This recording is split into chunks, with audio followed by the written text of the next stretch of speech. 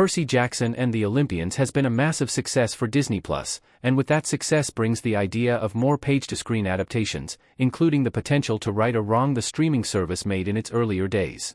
While viewers now know the streaming series as a direct adaptation from the pages of Rick Riordan's best-selling novels, prior to the show's development, there was a film adaptation of the book.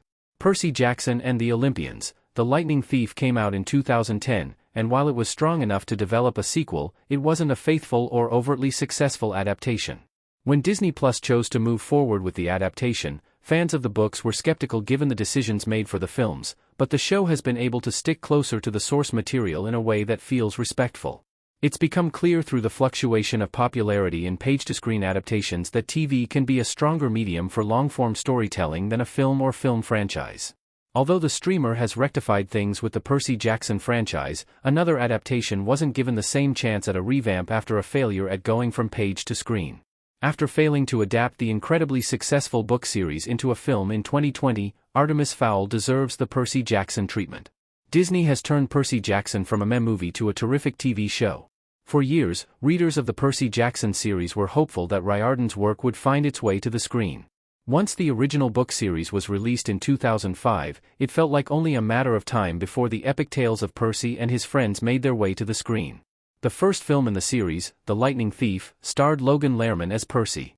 While there were elements of the novels at the foundation of the film, the movie took a lot of liberties in telling the story that didn't align with Riordan's work, which pushed fans away. Although the franchise continued for 2 films, they lost steam with viewers and struggled to connect with the core fanbase of Riordan's work. In the years after the films, many wondered if a true adaptation of Percy Jackson could be in the cards, but when the Disney Plus series was announced, some were still skeptical. The series has been able to, however, capture the original magic of Riordan's novels in the way many originally hoped. By adapting the source material more closely, the story feels more complete, which has helped make Percy Jackson and the Olympians a genuine success. Artemis Fowl's movie adaptation was as bad as it gets. Another popular book series, Artemis Fowl, had an incredibly tough showing when it was adapted into a film. Starting off from rocky beginnings, Artemis Fowl was originally intended to be made into a film franchise in the early 2000s, but stalled for well over a decade due to developmental issues. The books, which were written by Owen Colfer and debuted in 2001, were a beloved series following the titular Artemis, who set out on a quest to rescue his kidnapped father with the help of some magical creatures. While the film was highly anticipated, it failed to meet any expectations.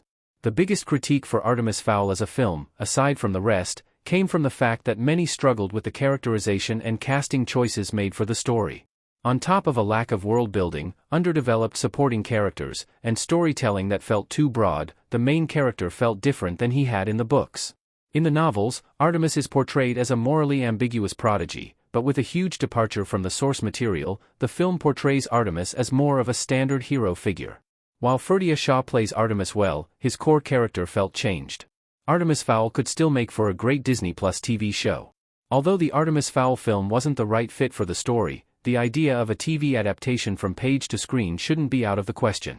Artemis Fowl is a long-ranging book series that requires a lot of foundation and a steady sense of mythology to work for readers.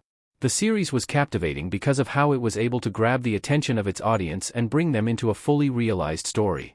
The film, unfortunately, didn't have the time or space to make something like that happen, but a streaming series could be far better.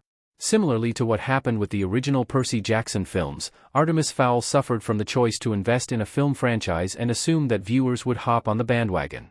Despite the shortcomings of that decision and the movie that resulted in it, Artemis Fowl is still an incredible story, blending advanced technology and mythological elements into a winding world that deserves its fair share of attention. With Percy Jackson as the blueprint, Artemis Fowl could be a fantastic second venture for Disney Plus to take a chance on IP that didn't work for them the first time out.